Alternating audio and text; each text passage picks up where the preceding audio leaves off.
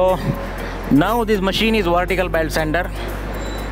Yes, this is Valgro's vertical belt sander, used for removing defects and in this case nibs from the outside edge of the parts, for example, to hold the material, the part in the material while laser cutting.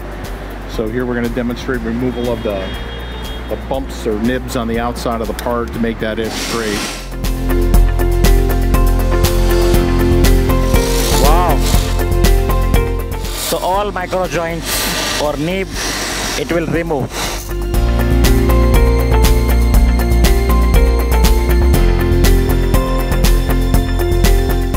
And it can be work for uniform aging.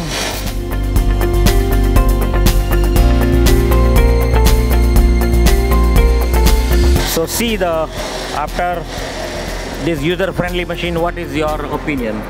Oh yeah, very easy to use. Able to get a nice smooth edge on there. Wouldn't matter how many little nibs were on there, you'd be able to remove it with that.